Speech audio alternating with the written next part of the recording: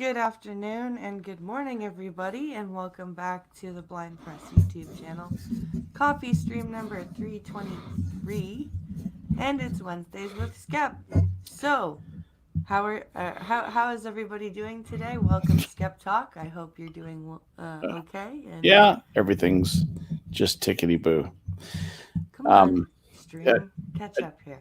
Guys, people who are on stream, if you haven't watched Blind Press's latest video, which I just shared, now I can't even think of the name of it. What is it? Anger, confusion, and contradictions, That's what it part was. one. Yes, anger, confusion, and contradictions, and it's about uh, that was a TED talk, right? A TEDx talk. A TEDx talk Yeah. that a woman did, and she is blind, comes at it from the with the blind point of view, so to speak. And I did not mean to make a sanguine joke there. That's fine. Jesus Christ, thoughtless. But coming from that aspect, uh, and you can hear what somebody who is, um, I think, having her spirit a little bit defeated by her condition and what she perceives as the bad breaks life has thrown at her. And Blind Press rightly calls her on it in an interesting and very incisive way. This is really quality content. No kidding. I mean, it's one of the best videos you've ever made, in my opinion. So, Aw, thank you. very good. Good job on that. So, guys, get out there, support the Blind Press, and tell your friends about it. Share that thing out. And So we had a Democratic debate last night. is that what that was? Well, okay, I'm sorry. We had a Democratic screech fest Yeah, it was like last night. How's that? political Is that vomiting. better? Oh my God. Uh, Geez, it's interesting to see who the ones were who acted like adults. Mm. And by far, by far, the two who acted like adults over everybody else were Tom Steyer and Mike Bloomberg. The Hmm. two old white businessmen, who you would expect to be Republicans in anything but a bizarro world, Yeah. uh, were the ones who showed just a little bit of class, some restraint. Joe Biden was so obviously senile, and out of it. It was embarrassing.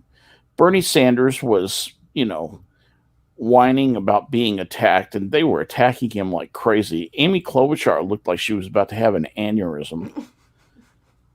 My God, Elizabeth Warren is shrieking herself into irrelevancy. She is going to be. I don't even think she's going to be the vice presidential. She won't even be number 2 on the ticket to whoever it is. And the interesting thing is now, who will Sanders pick as his number 2? And I think that's a very Yeah, that is a. interesting point. Yeah, who would he pick as his number 2? Do you think he'd pick Pete? No, No.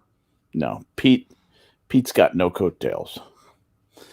Pete cannot help Bernie with black people. That's true. He can't. Pete says that I've got coattails in the Midwest. Bullshit. Bullshit. There are no crossover Republicans who are going to cross over to the Dems. There's no never Trumpers who are going to walk across the Dems because Pete Buttigieg is on the ticket. Right. And none of those people are going to walk across the street and vote for Bernie Sanders in the first place. Bernie Sanders as nominee will doom the Democrat Party. Yes.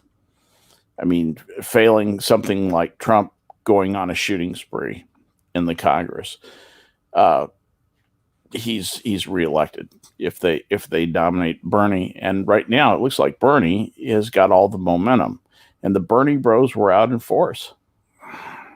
Well, and it's like I said on Minions last night. Bernie has basically decided to take the stance of, all right, yeah, you know what? I am a communist. Deal with it. Go with it. And the Democratic voters seem to be going, okay. Sanders, you're absolutely right, and Sanders is doing this really dishonest thing, where he goes and he says, "I hate authoritarians. I don't like authoritarians. That's the problem with some of these regimes. But Fidel Castro was a good leader. He did many good things." Well, it's like I was saying last night. Ben Shapiro says, the headline with Hitler was not that he built the Autobahn. No. He may have built the Autobahn. Mussolini may have had the trains run on time. But that's not the headline with those guys. The headline with those guys is they were brutal dictators who killed millions of people, millions of innocent people. Yeah, you don't want to know what happened in Mussolini's regime if the train was late. It's pretty much, yeah. The conductor got shot. And in Fidel Castro's case, he killed as many as he could. He killed as many as he had to. He killed everybody who was not only not against him, but who wasn't enough for him, or constituted what he in his paranoia felt might be a political rival. He killed those people too. He killed the homosexuals. You know who was in charge of killing the homosexuals? You're gonna laugh at this. Che Guevara. He was the deputy who Viva la revolution. Yeah, exactly. At Los Banos, he commanded the squads that put all the homosexuals up against the wall. He had a jail full of homosexuals he killed. He killed many of them with a handgun himself. Jesus. Doing God's work for Uncle Fidel. So for Bernie Sanders to come out and praise these people is historical revisionism, at least. And if we're foolish enough to put him in office, we can expect real mayhem. The thing about that is that if you did have Bernie Sanders go in there and he started, executing industrialists, because that's what they do, like you do,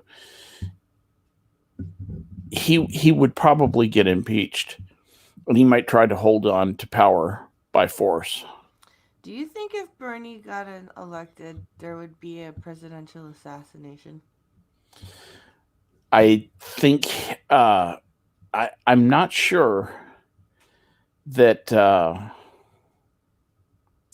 not sure what would happen. I think it's very unpredictable. I don't think he's especially rational.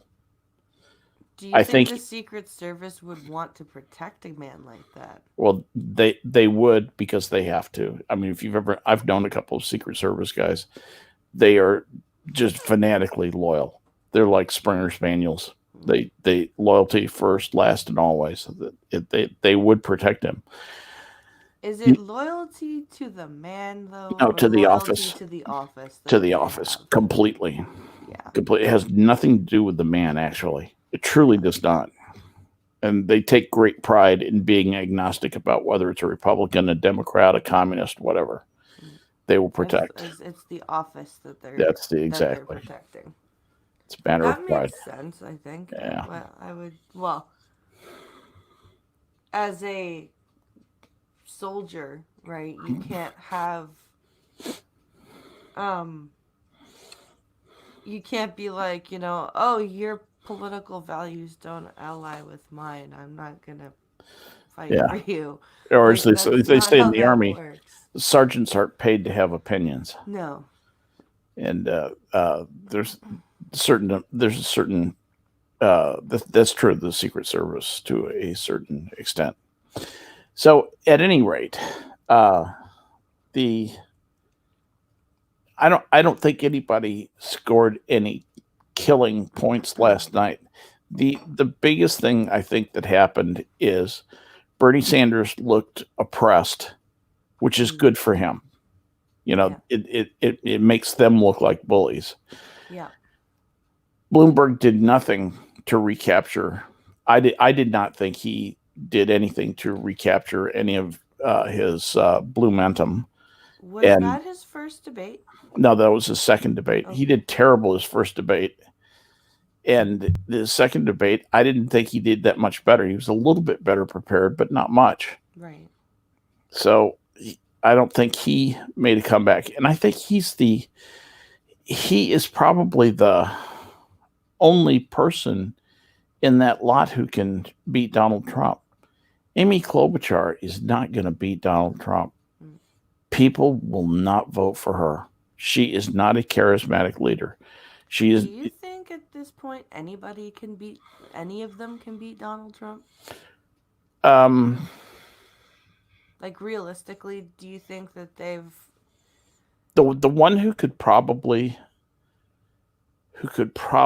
get it done if anybody could was Tulsi Gabbard. Okay. And she's not running. Yeah. So Bloomberg comes the closest because he can craft a facade that looks rational. Right. And he can go up and say, look, I'm a New York billionaire too, but, you know, I have much more class than Donald Trump. And, you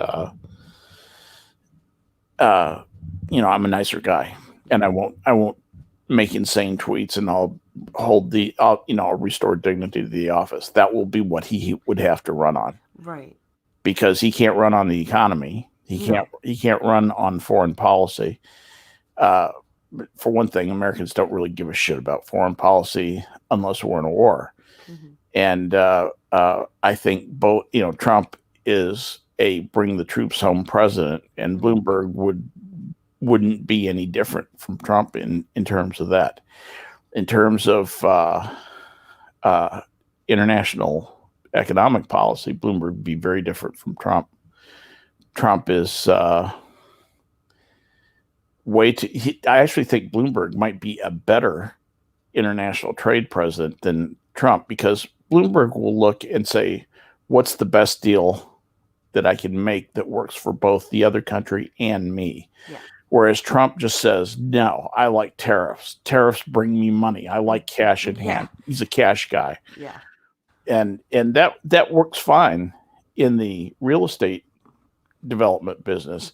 It doesn't work so well when you're in a highly leveraged country like we are. Highly leveraged meaning we've got a ton of debt. So anyway, I think Bloomberg would have a chance, but it'd be a long shot.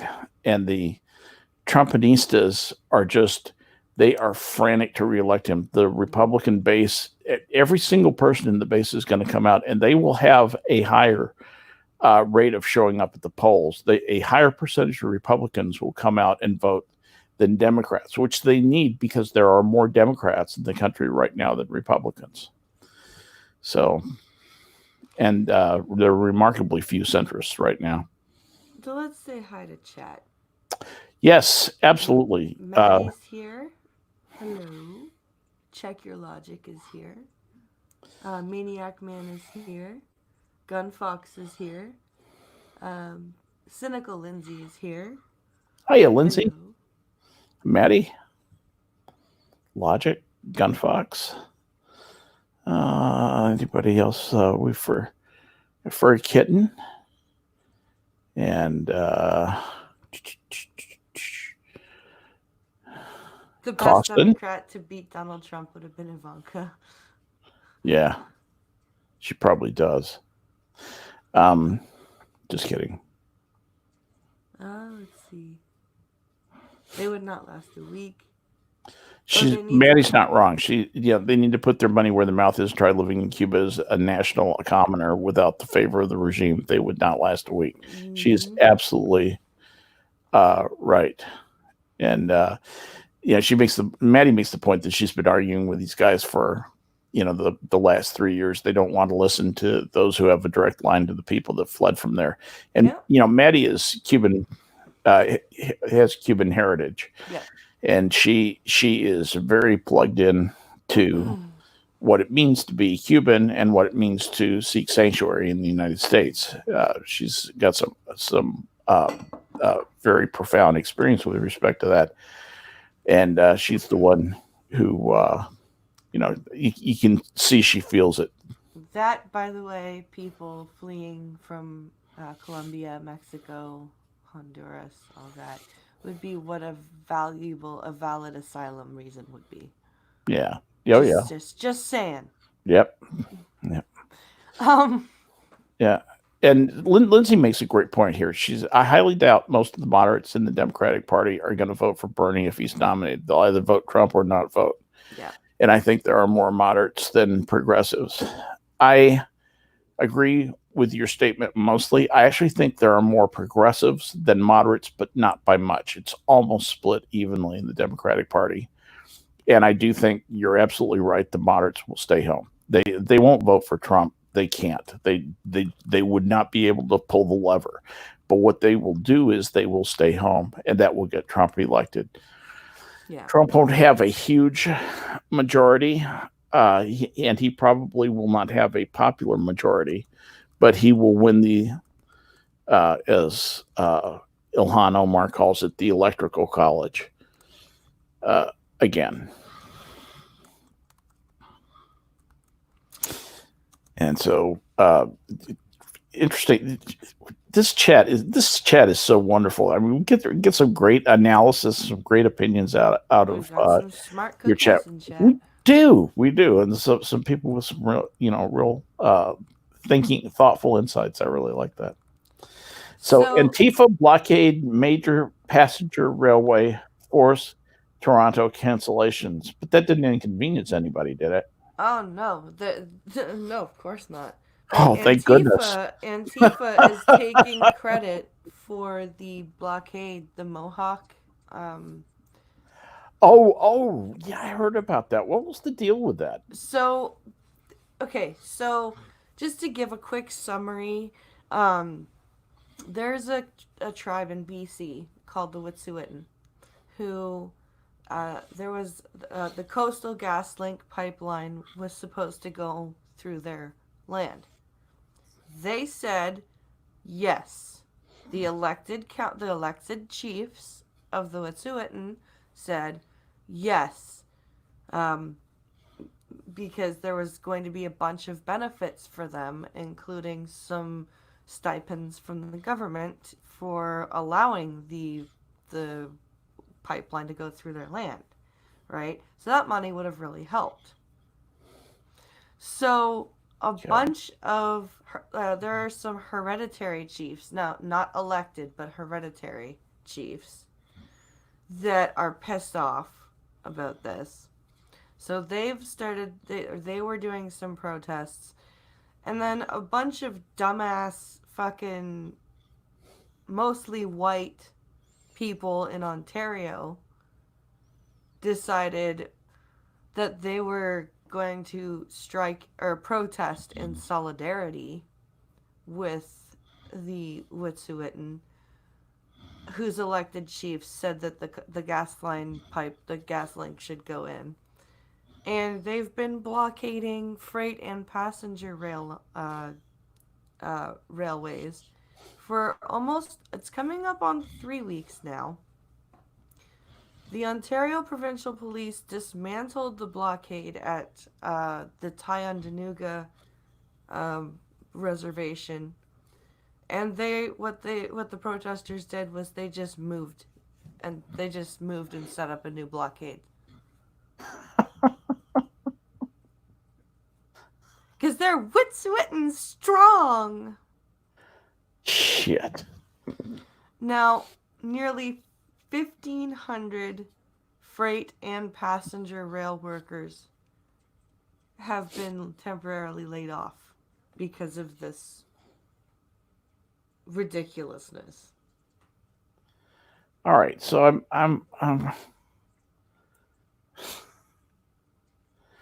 Protesters were bragging about burning a court injunction handed to them, the Globe and Mail reported.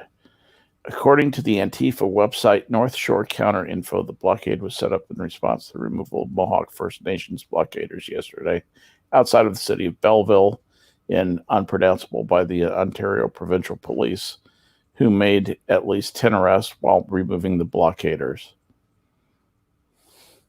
Oh, Pinkalo is saying it's not just the rail workers, it's also the pipeline workers.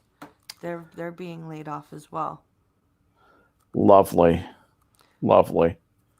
Oh, and there was sabotage there. They derailed a train, it looks like. Yeah. It also, I'd like to mention that these wonderfully intelligent people blocking off these railways are affecting other reservations that rely on these freight trains to bring food, bottled water, and natural gas to heat homes. This is just amazing. This is how stupid can you be? It blows my mind. Absolutely blows my mind.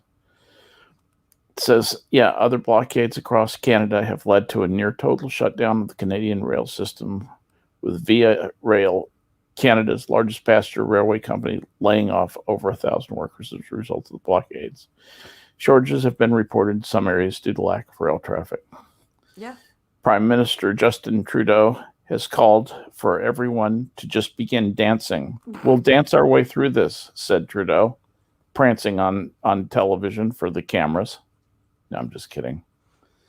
He's called for an end to the blockades, but has called for dialogue, ruling out the use of police or armed forces to end the crisis. This bullshit is costing me money, says Pinkalo. It is.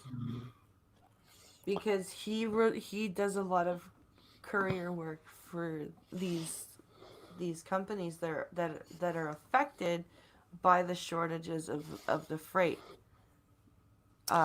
So he would be delivering things so that they could be, but he doesn't.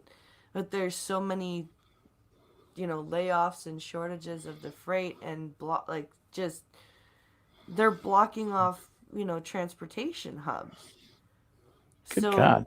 He is quite literally losing money because of this.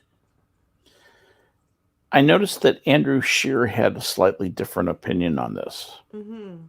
He said he has slammed the Trudeau government and blamed radical activists, saying the problem is that there is now a clear playbook for radical activists to follow, and they know that the Prime Minister will do literally nothing as the economy is brought to its knees. Yep. I think he's right. He is right. Because these are economic terrorists. Yes, that's exactly what that is. You almost, and it is so tempting to just send the police out there and say, start dropping them, boys. Yeah. But the thing is mow them down. Our government is so terrified of looking bad because of our past with the natives. Yeah. And they're relying on that. It's an overreaction. They're relying on it, though. Yeah, you're right. They're playing your government. They know that we have white guilt. Yes. So they're basically like, stupid white fucks. They won't do anything. Yeah, Trudeau's statement just reeks of exactly what you just said. He said police have a job to do, but how they do that, when they do that, no politician gets to say. Okay, so the politicians are not in charge of the government. Got it. You guys have got to get a stronger PM. I can't believe you keep putting him back in. This could, I'm surprised that the Conservatives haven't moved for a vote of no confidence in Trudeau's dealings with, or Trudeau's reactions to this. Yeah, because Prancing Boy is not even confronting these guys. He's just letting them have their way. But I suppose... Derail some trains, I don't care. I suppose it would be a bad time. Like, nobody's gonna want to vote and do an election. Like, the citizenry, right, is not going to feel like doing an election when they're busy worrying about their money because the rail lines are all fucked up. Right. Um, I think that's why the conservatives aren't doing that, because it would be a it would nobody would everyone would be just like, oh, shut the fuck up, we don't care right now, right? Just do something about it. Yep.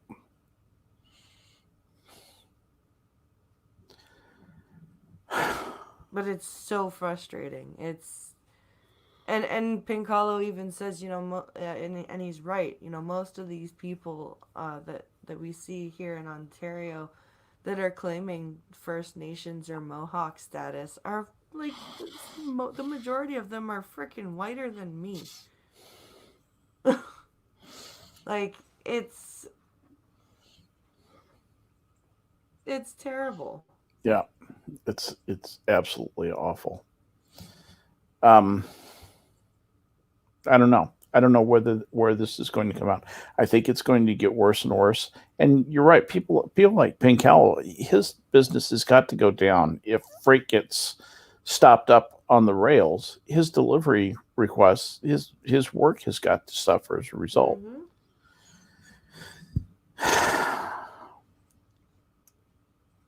Yeah.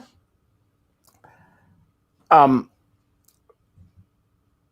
not to change subjects, but there was one other aspect of the debate I wanted to cover, Sure. and that was MSNBC's liberal reaction to the debate. Oh boy.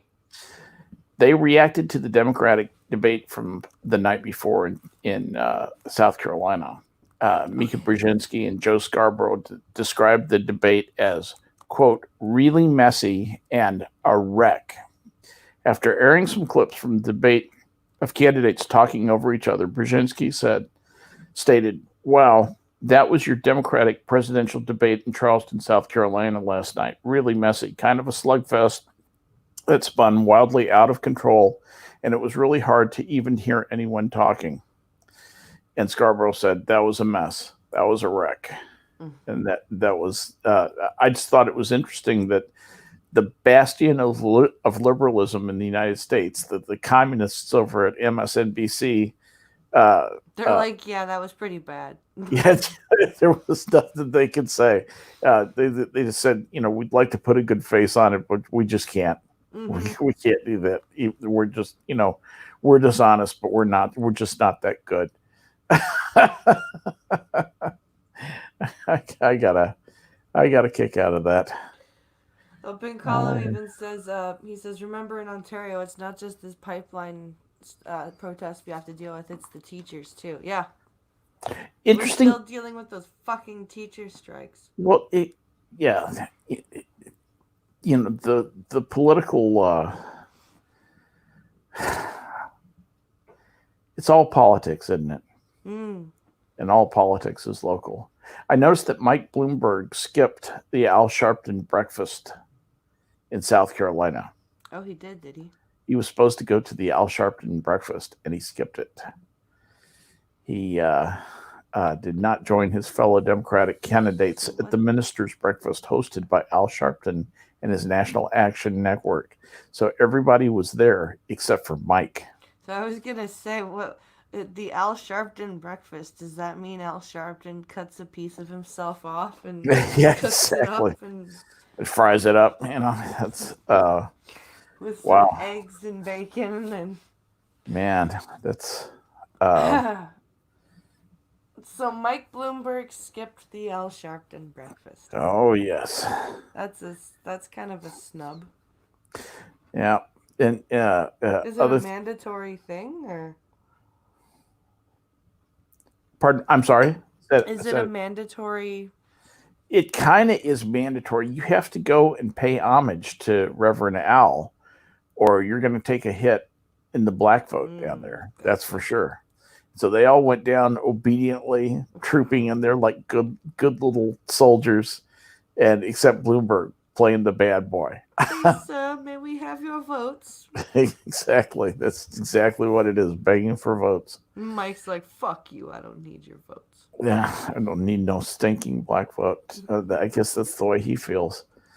In other news, Bernie Sanders during Tuesday evening's Democrat debate essentially likened the coronavirus outbreak to the climate change crisis. Now, there's a couple of ways that you could take that, because some people don't think that the climate change situation is a crisis, and they might think that the coronavirus thing is being overhyped too. Mm-hmm. Now, the coronavirus seems to have a fatality rate of between 1.5% and 2%, roughly. It looks like it's something like that. When they adjust for people who should have gotten some treatment, they're probably missing some cures. Some people should have been cured who died from it, but it's going to kill 1.5% to 2% of the people who contract it. Yeah. That seems a lot more immediate than the climate change crisis, quote unquote. I would agree. I do happen to believe that men are having an effect on climate. I'm just not sure what the effect is and what the root causes, what it is that men are doing specifically that are causing the most of the effect, or what the long-term effect of those things that men are doing is going to be. And I don't think it's something that we can afford to not look into aggressively, and where possible, do things about. I have other. I also like clean water and clean air, and I think humans should strive like hell to have clean water and clean air. There are a lot of industrial practices that we need to change. Yes. Some stuff that we need to forego in order to have that. I actually think that will have a positive effect on any climate change that's coming from men too. I think that's part of it. I think it's all kind of linked up, but I think to compare them together is just silly. Mm-hmm. It's like comparing apples and locomotives. Yeah. They're completely different. They're so completely, utterly different in type and in form and substance that they're not comparable, and comparing them is a fool's errand. I agree. So there you go.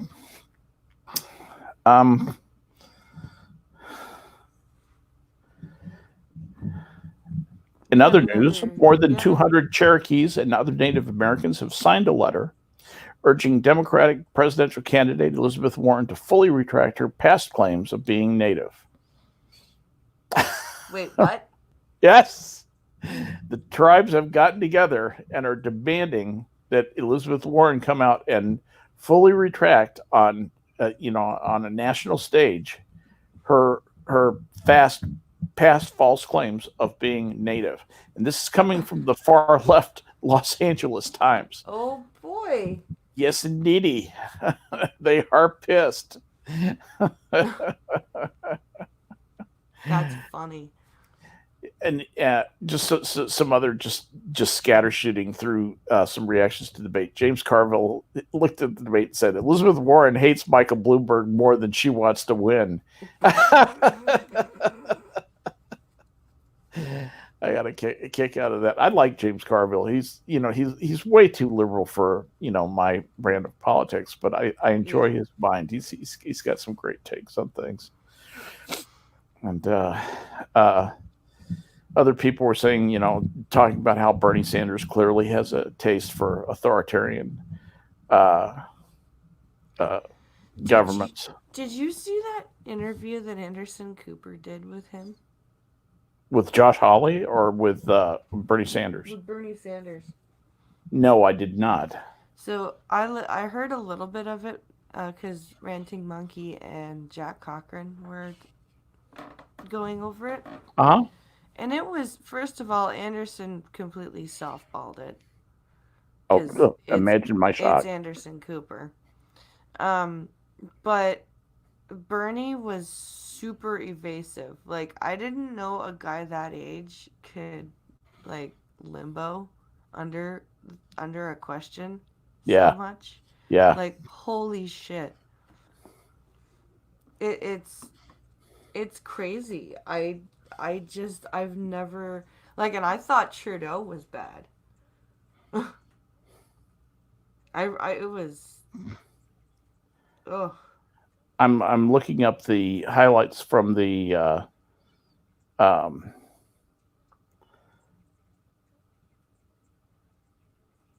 I'm trying to see if I can find something that's not video, and I'm not having any success at all. So let's go back here. Highlights. Nope. Oh, like a transcript or something of the. Yeah, exactly. Here's Mediaite. Maybe they'll have something. Bernie Sanders tells Anderson Cooper he would absolutely intervene militarily if China invaded Taiwan. Are you insane? Fresh off his victory in the Nevada Democratic caucuses, Vermont Senator Bernie Sanders sat down for a 60 minutes interview with Anderson Cooper, discussing several foreign policy issues that he might face if he were elected president, including the military intervention, when military intervention would be warranted, and if he would be willing to meet with NOCO leader Kim Jong-un. Cooper noted that Sanders had criticized President Donald Trump as likely to get us into an unnecessary war, and asked the senator if he believed there were situations where American military intervention was necessary.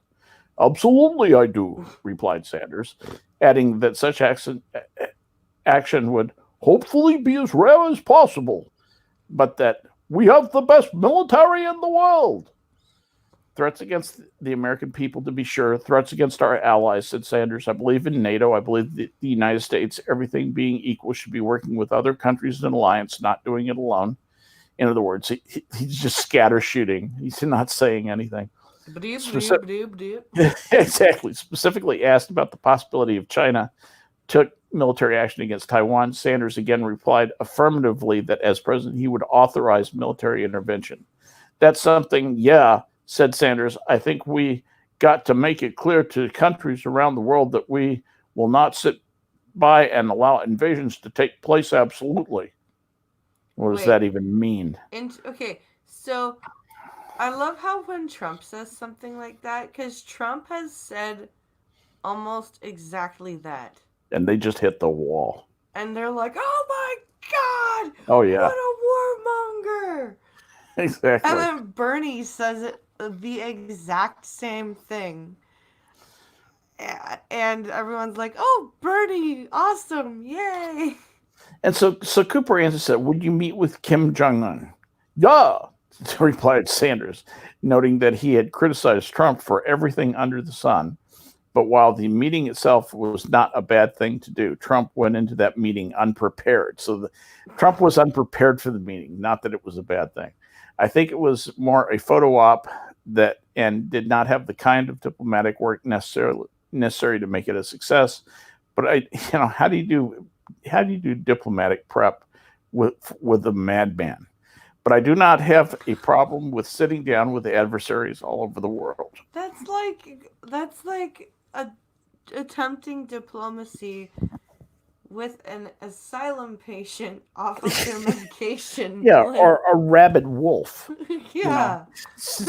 You walk into the room and you're like, hello, Kim. Who wants a milk bone? Would you...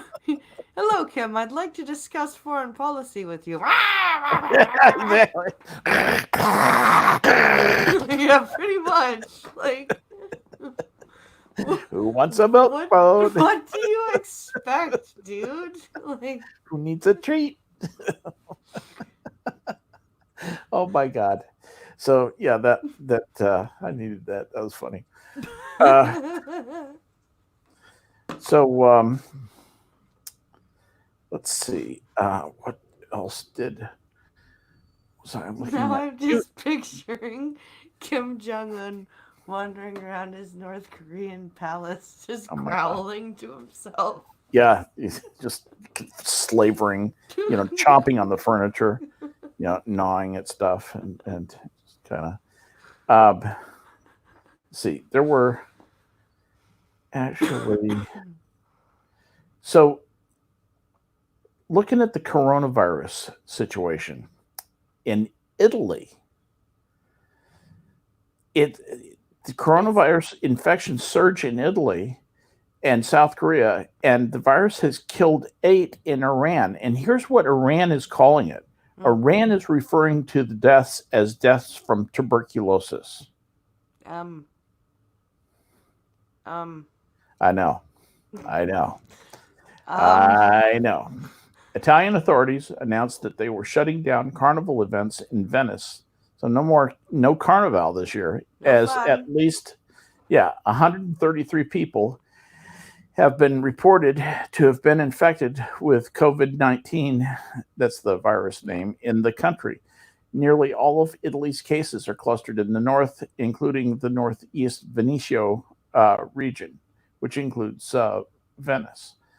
The dozens of newly confirmed cases have caused all schools and universities to be closed, not only in Milan, but in the entire region of Lombardy, which is that's the part that kind of borders with France and Switzerland, for an indefinite period of time, as movie theaters, concerts, and public gatherings have also been banned. Trump is furious that Americans infected with coronavirus flew back to the U.S. without his permission. He's fucking pissed about that. Italy's first cases, that of a married Chinese couple who were on vacation in Rome, surfaced in early February. To date, 2 deaths have been reported in the country, while 27 are reported to be in intensive care as of Sunday. So those people are going to die. That's really makes you sad. And that South Korea thing is all because of a freaking cult. I know. Oh my God. That's crazy.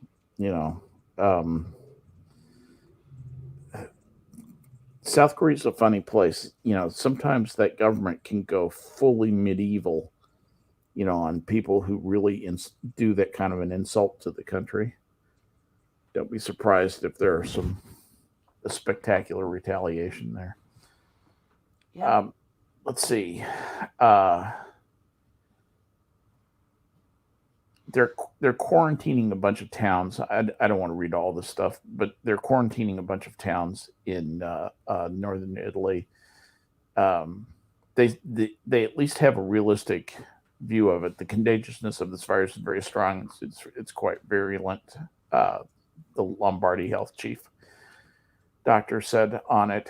And of course, bishops in the diocese in northern Italy issued directives Sunday that holy water fonts will be kept empty, that communion wafers will be placed on the hands of the faithful and not directly in their mouths by priests celebrating Mass, and that congregants refrain from shaking hands or exchanging kisses during the sign of peace ritual. Yeah. Which, at least it's sane, right? So there you go.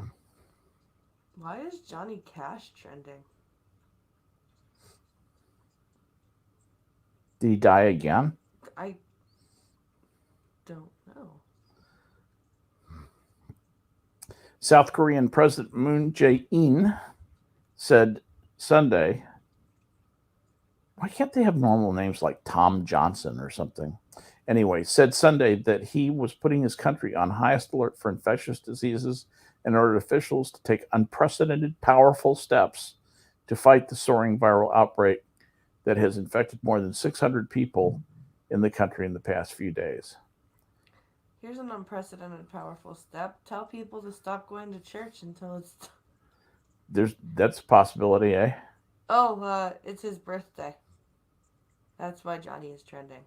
Today would have been Johnny's birthday. Still his birthday. He's just not getting any older. So anyway, South Korea has announced 169 more cases of the new virus, bringing the total to 602. They also reported 3 more fatalities, bringing the death toll to 6. So you have 600 people with it, and death toll 6, running right at 1% fatality. But probably they have some more fatalities out of the 600 who are still currently sick. And as of 5 hours ago, there is a hotel in the Spanish Canary Islands that has gone into quarantine. Oh, yeah, in Tenerife. Yep. Yeah, I saw that they... a doctor, his wife, and at least 2 others have tested positive for coronavirus. Zounds. Guests have been asked to remain indoors. Iranians went to the polls on Friday for nationwide parliamentary elections, with many voters wearing masks and stocking up on hand sanitizer. Iran's Interior Ministry on Sunday said voter turnout was the lowest ever since the country's 1979 revolution. Supreme Leader Ayatollah Ali Khamenei claimed that Iran's enemies tried to discourage people from voting by exaggerating the threat of the virus, according to Reuters. This negative propaganda about the virus began a couple of months ago and grew larger ahead of the election, said Khamenei. According to his official website, Khamenei, that's the name of the website, Khamenei. Their media did not miss the tiniest opportunity for dissuading Iranian voters and resorting to the excuse of disease and the virus. So he's well balanced. Hot Pockets heiress sentenced to 5 months in prison. I love that. Did you hear what she got sentenced for? Pleading guilty for her involvement in the college admissions scandal. Yeah. She richly deserved that time and more. She basically is in the business of buying a place for her daughter at, I think it was University of Southern California. Yeah. And the girl did not even want to attend classes. She was just going to go so she could join a sorority and then hang out and take a course every once in a while, pay somebody to take an exam, or just blow it off entirely. She said, I wasn't really into the academic part. Okay, see, but you're going to take a place away from somebody who's worked their ass off to get into that school because why? Because money. Yeah, I want that woman in jail. I want her in fucking prison. Just when I saw that, it just made me crazy. The arrogance. So let's see what's in the news thing on. Yeah, you've got some. There's some great articles in the news thing. This is from Salon,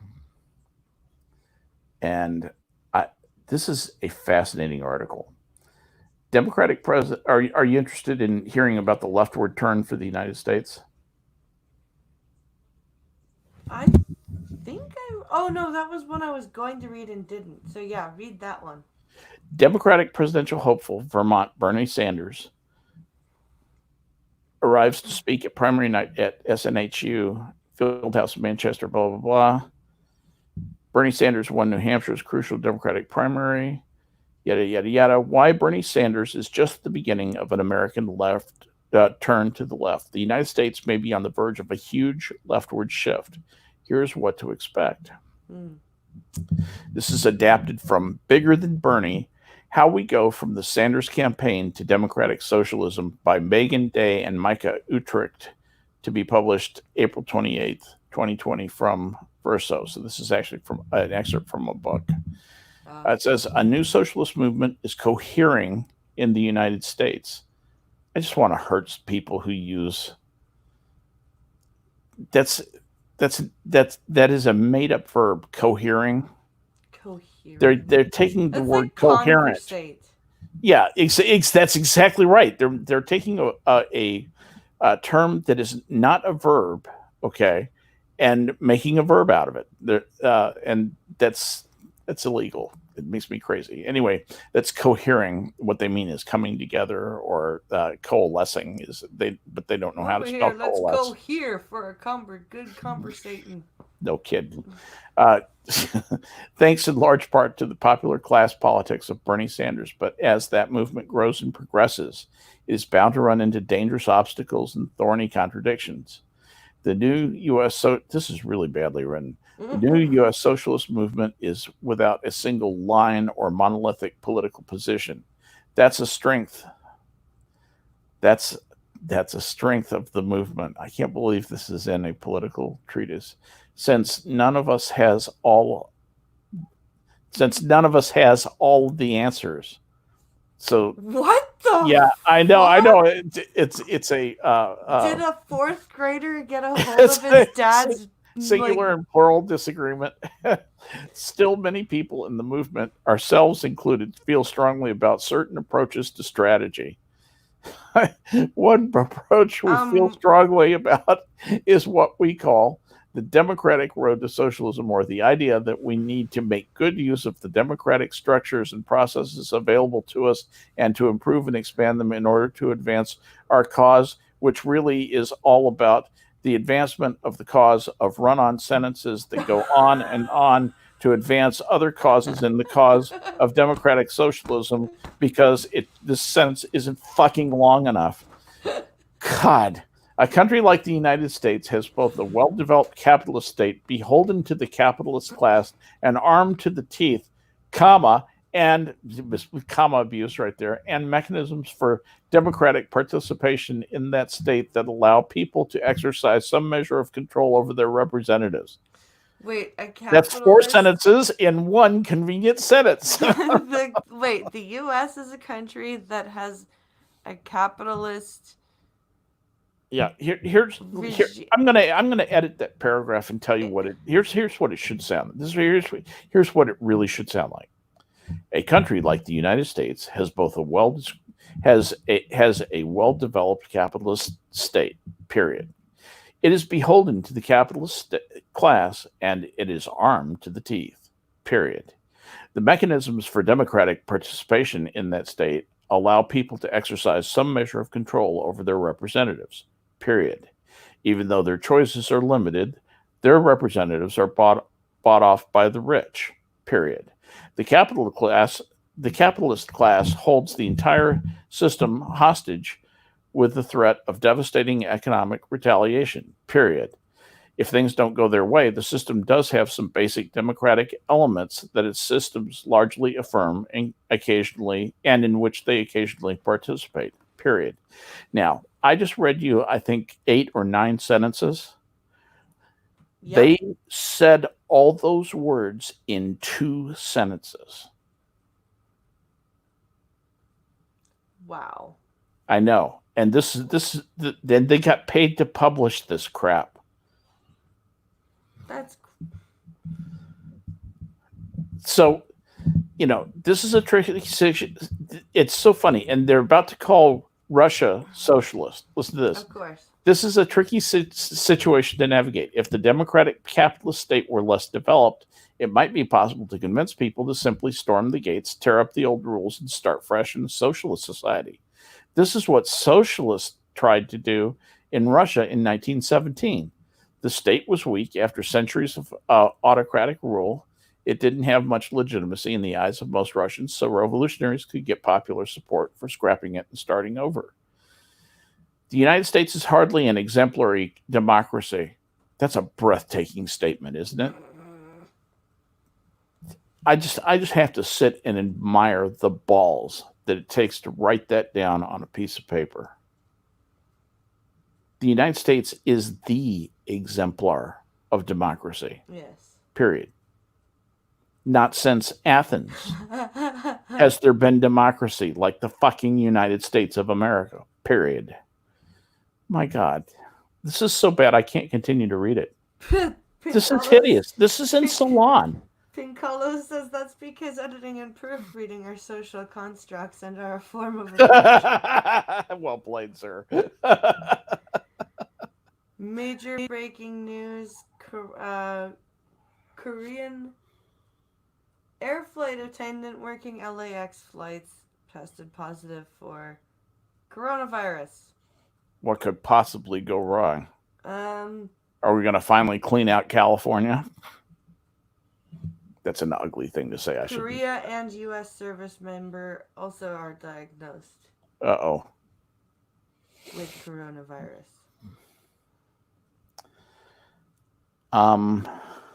We're in for a bad time with this thing. We need to get a virus out there, get a vaccine out there quickly. Yeah. Truly quickly. Agreed. And because that's really our only chance, right? Yeah. Is a vaccine. My arm. Because if we let this thing go, it's gonna develop its own little mutation and life cycle. Right.